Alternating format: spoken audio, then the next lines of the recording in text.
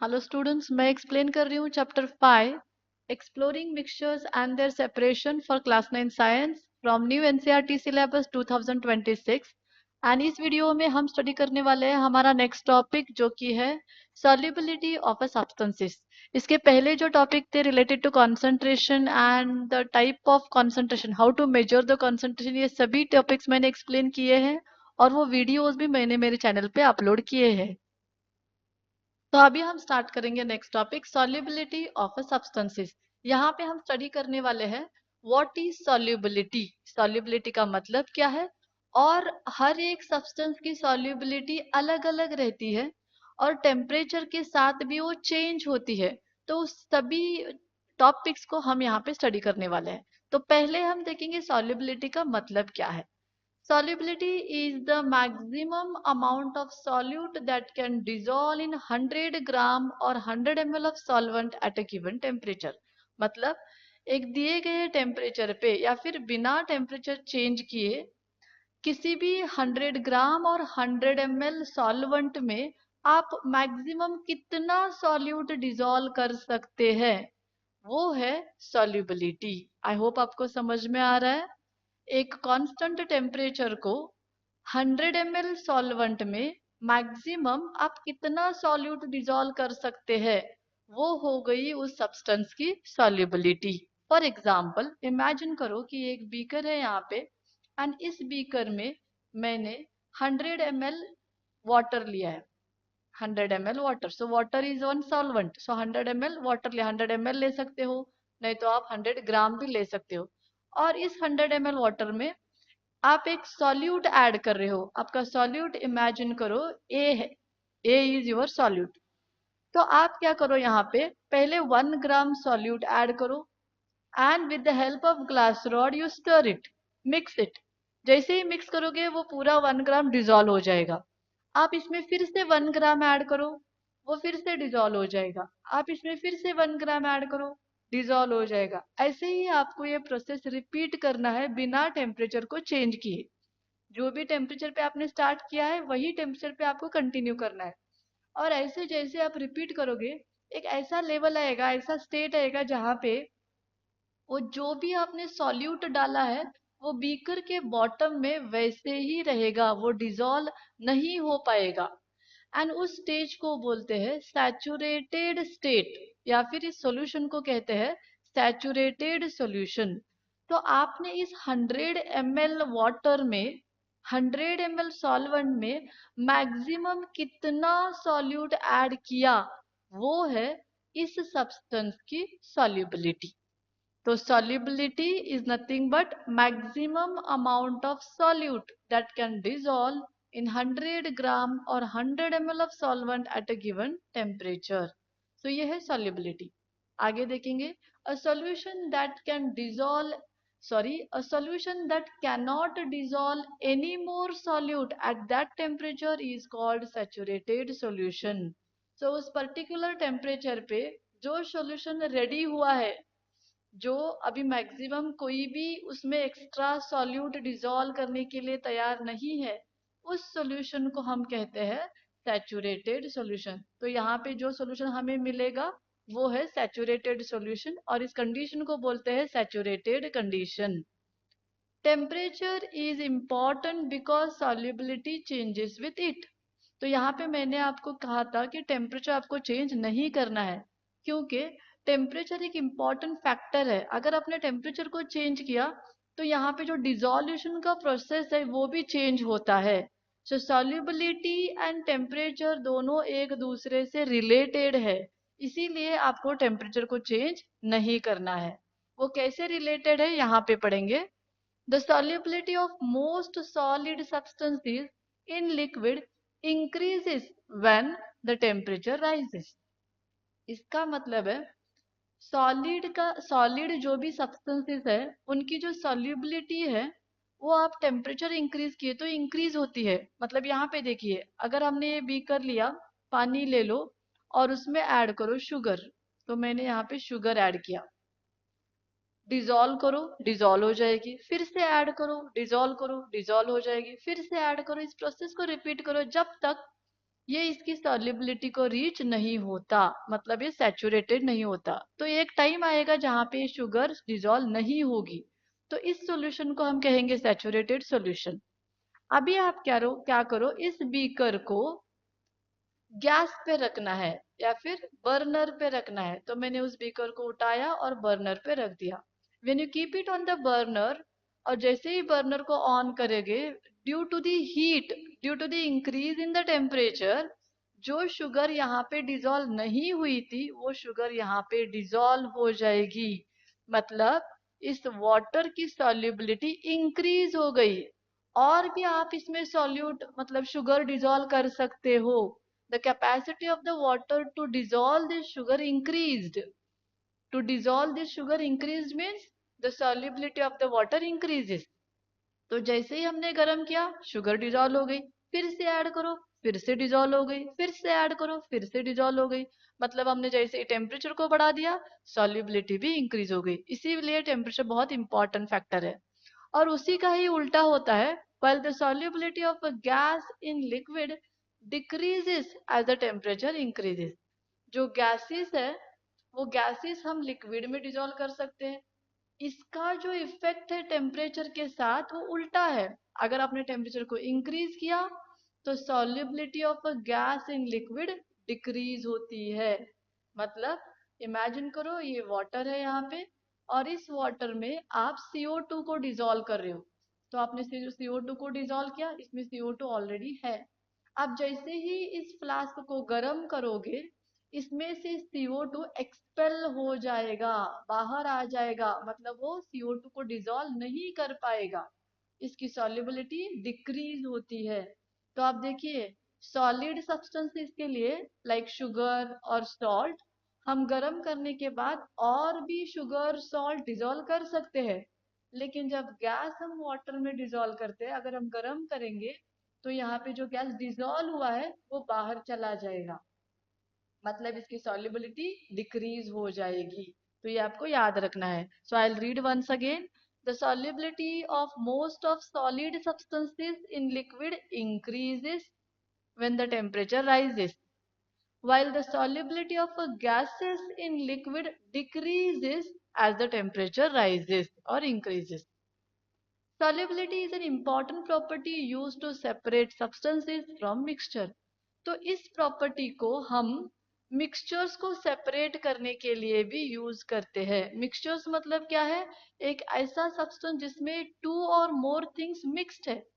तो उसमें से जो भी सब्सटेंसेस मिक्स है उनको सेपरेट करने के लिए हम सॉल्युबिलिटी को भी यूज कर सकते हैं। ये था अबाउट सॉल्युबिलिटी। आई होप आपको समझ में आया है। अभी हम देखेंगे एक activity, activity 5.2, let us represent solubility graphically. तो हम इसी सॉल्युबिलिटी को ग्राफिकली रिप्रेजेंट करेंगे, मतलब ग्राफ में रिप्रेजेंट करेंगे by using X and Y axis. तो यहाँ देखिए, water is taken as a solvent while compound A and B are solid। तो हम यहाँ पे water को as a solvent यूज कर रहे हैं, और हमारे solute यहाँ पे दो है, एक है A और एक है B। Different substances have different solubilities in water। इसका मतलब है अगर हमारे पास दो सॉल्यूट है, एक ए है और एक बी है, और ये 100 ml हमने यहाँ पे वाटर लिया है, तो इस 100 ml वाटर में ए कितना डिजोल्व होगा और बी कितना डिजोल्व होगा, ये वैल्यूज अलग अलग आएंगे। मतलब जितना ए डिजोल्व होता है, जितना ए की सॉल्युबिलिटी है, उतनी बी की सॉल्युबिलिटी नहीं रहेगी। हर सब्सटेंस की सॉल्युबिलिटी अलग अलग होती है हर एक सॉल्वेंट में।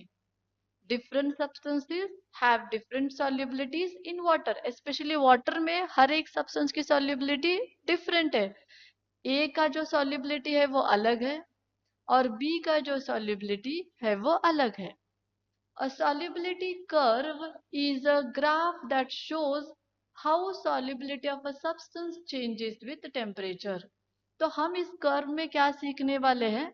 किसी भी सब्सटेंस की जो सॉल्युबिलिटी है, मतलब उस कितना अमाउंट डिजोल्व हो जाएगा 100 ml वाटर में, उसको हम सॉल्युबिलिटी कहते हैं। सो किसी भी सब्सटेंस की जो सॉल्युबिलिटी है वो टेम्परेचर के साथ कैसे चेंज होती है, वो हम इस कर्व में स्टडी करने वाले हैं। तो यहाँ पे हम दो सब्सटेंस ले रहे हैं, ए एंड बी, एंड इस ए एंड बी को हम सेपरेट दो बीकर में डिसॉल्व करने वाले हैं। सो इमेजिन करो ये बीकर ए के लिए है और ये बीकर बी के लिए है। तो हम जैसे ही इसमें 100 ml वाटर लेंगे और ए और बी को ऐड करेंगे एट अ पर्टिकुलर टेम्परेचर, से it is 20 degree Celsius, and उसकी जो भी सॉल्युबिलिटी है उसको रिकॉर्ड करेंगे। फिर बाद में हम टेम्परेचर को इंक्रीज करेंगे say 30 degree Celsius. Now again we will record the solubility of A and B, again increase the temperature, go to say 70 degree Celsius, again record the temperature of A and B, और उसी को हम graph में plot करेंगे। तो इसी को हम नेक्स्ट पेज पे स्टडी करेंगे। सो ये है वो ग्राफ जहाँ पे ये एक्स एक्सिस है और इस एक्स एक्सिस पे हमने लिया है टेम्परेचर, और ये वाई एक्सिस पे यहाँ पे हमने लिया है solubility. So I'll write it here, solubility. Next, in the graph, x-axis represents temperature in degree Celsius and y-axis shows the solubility of a solute in 100 gram of water. तो हम ये दोनों A और B दोनों solute को 100 gram of water में dissolve करके solubility को चेक करेंगे अलग अलग टेम्परेचर पे। Solubility curves help us compare the solubility of different substances at different temperature. So ये जो कर्व है ये हमें हेल्प करता है कि अलग अलग सब्सटेंस की अलग अलग टेम्परेचर पे क्या सॉल्युबिलिटी है, ये हमें एक्सप्लेन करने के लिए हेल्प करेगा। तो आप यहाँ पे देख सकते हैं, तो ये जो लाइन है ऑरेंज कलर की ये ए कंपाउंड के लिए है, और ये जो ब्लू कलर की है ये बी कंपाउंड के लिए है। तो स्टार्टिंग एट जीरो टेम्परेचर, ये जीरो है, एट जीरो टेम्परेचर ए की सॉल्युबिलिटी यहाँ पे मार्क हुई है। सो इमेजिन करो कि ये 30 है, ये 30 है, क्योंकि ये 50 है, ये 100 है, ये 150 है, फिर ये 150 मतलब 160 70, ये 180 है। तो 0 डिग्री सेल्सियस पे बी की सॉल्युबिलिटी 180 है, ए की सॉल्युबिलिटी 30 है। तो जैसे ही टेम्परेचर 10 डिग्री सेल्सियस होता है, यहाँ के बी की सॉल्युबिलिटी इंक्रीज होती है 50 तक, और यहाँ पे ए की सॉल्युबिलिटी इंक्रीज होती है 50 तक, बी की सॉल्युबिलिटी इंक्रीज होती है 200 तक। आगे जब टेम्परेचर 20 डिग्री सेल्सियस होता है तो फिर से ए की सॉल्युबिलिटी इंक्रीज होती है, बी की सॉल्युबिलिटी भी इंक्रीज होती है, और ये है इसका ग्राफ। तो यहाँ देख सकते हैं जैसे जैसे टेम्परेचर इंक्रीज हो रहा है solubility of the A is also increasing, but जो इंक्रीज है वो बहुत कम है। लेकिन अब बी कंपाउंड को देखिए, जैसे जैसे टेम्परेचर इंक्रीज हो रहा है solubility of B is also increasing, लेकिन ग्राफ देखिए यहाँ पे इंक्रीज ज्यादा हुआ है, यहाँ पे उससे भी ज्यादा हुआ है, यहाँ पे उससे भी ज्यादा है, और अगर लास्ट पॉइंट को कंपेयर करोगे तो सॉल्युबिलिटी बहुत ज्यादा है। मतलब जैसे जैसे टेम्परेचर बढ़ रहा है बी कंपाउंड ज्यादा डिजोल्व हो रहा है 100 ml वाटर में, मतलब बी की सॉल्युबिलिटी ज्यादा है। सो कोई अगर एक टेम्परेचर को आप कंपेयर करोगे तो आप इजीली ए और बी की सॉल्युबिलिटी को एक्सप्लेन कर सकते हो। जैसे कि यहाँ पे देखिए, from the solubility curve the compound whose curve lies higher at a given temperature has greater solubility and will dissolve more in the same amount of water. मतलब किसी भी दिए गए टेम्परेचर पे, फॉर एग्जाम्पल अभी हम ले लेंगे टेम्परेचर 80, इस 80 टेम्परेचर पे अगर ए की सॉल्युबिलिटी यहाँ पे ये 70 है और अगर बी की सॉल्युबिलिटी इमेजिन करो 30 है, तो जो कर्व ऊपर है उसकी सॉल्युबिलिटी हाई है। तो मैं लिखती हूँ सॉल्युबिलिटी इज मोर, एंड इसकी सॉल्युबिलिटी कम है, सॉल्युबिलिटी इज लेस। तो जो कर्व ऊपर है उसकी सॉल्युबिलिटी ज्यादा है, जो कर्व नीचे है उसकी सॉल्युबिलिटी कम है। सॉल्युबिलिटी ज्यादा है इसका मतलब क्या है, it dissolves more solute, and here it dissolves less solute. इसका मतलब हम क्या बोल सकते हैं, 80 टेम्परेचर पे ए कंपाउंड बहुत कम डिसॉल्व होता है क्योंकि सॉल्युबिलिटी कम है, एंड उसी टेम्परेचर पे 80 टेम्परेचर पे बी कंपाउंड ज्यादा डिसॉल्व होता है क्योंकि इसकी सॉल्युबिलिटी ज्यादा है। और याद रखो हम दोनों 100 ग्राम ऑफ वाटर में ही डिसॉल्व कर रहे हैं, बट दोनों की सॉल्युबिलिटी अलग अलग है। तो यही हमें इंफॉर्मेशन सॉल्युबिलिटी कर्व से मिलती है। तो यहाँ पे आप कोई भी एक दो, यहाँ पे मैंने ए और बी लिया है, चाहे तो आप A B C, sugar, salt या फिर और कोई कंपाउंड, किसी भी कंपाउंड्स का सॉल्युबिलिटी का कर्व ड्रॉ करके आप यहाँ पे कंपेयर कर सकते हो, तो आपको इजीली इंफॉर्मेशन मिलती है। आगे देखेंगे, therefore if the curve A is above B then A will dissolve more. If the curve B is above A, then B will dissolve more. Thus, graph help us compare the solubility of different substances at any given temperature. तो एक graph हमें किसी भी temperature पे किसी भी different different solute की solubility को कंपेयर करने के लिए हेल्प करता है। तो यही है सॉल्युबिलिटी कर्व। इसी सॉल्युबिलिटी कर्व के हेल्प से हमें एक क्वेश्चन भी सॉल्व करना है, तो उसको पढ़ेंगे हम।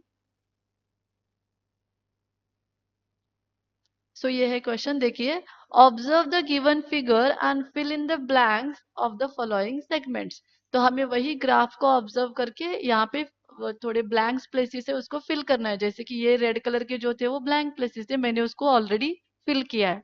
तो देखिए, the solubility of a compound A in water at 20 degree Celsius is dash to its solubility at 60 degree Celsius. तो यहाँ पे कह रहे हैं, अगर आपने ग्राफ को ऑब्जर्व किया तो ये ग्राफ जो है ये ऐसे जा रहा है। तो यहाँ पे 20 डिग्री सेल्सियस है एंड यहाँ पे ये 60 डिग्री सेल्सियस। तो यहाँ पे ये 50 था एंड सपोज यहाँ पे ये 60 हुआ है।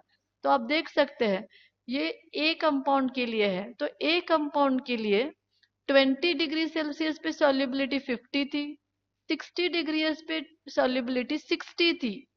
तो कहाँ पे कम है? 20 डिग्री सेल्सियस पे 50 है, मतलब लेस है।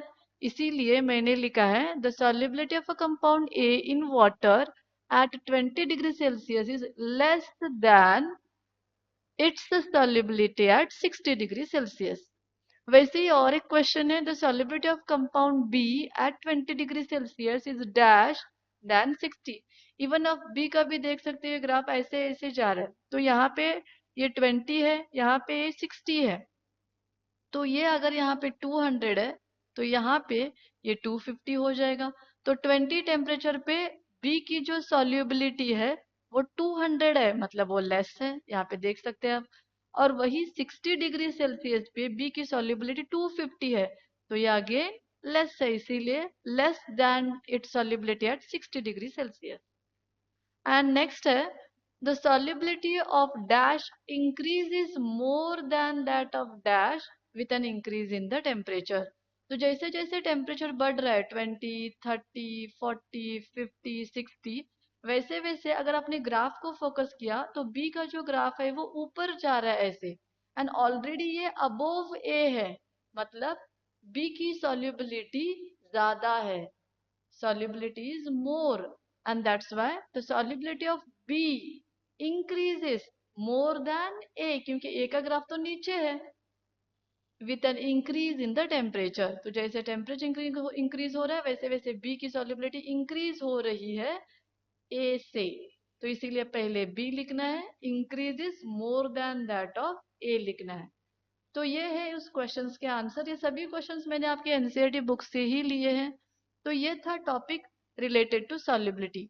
आई होप आपको ये वीडियो हेल्प करेगा सॉल्युबिलिटी के कंसेप्ट को समझ के लेने के लिए। अगर मेरे वीडियो से आपको थोड़ा भी हेल्प हो रहा है तो मेरे वीडियोस को लाइक कीजिए, शेयर कीजिए एंड प्लीज मेरे चैनल को सब्सक्राइब कीजिए। Thank you so much.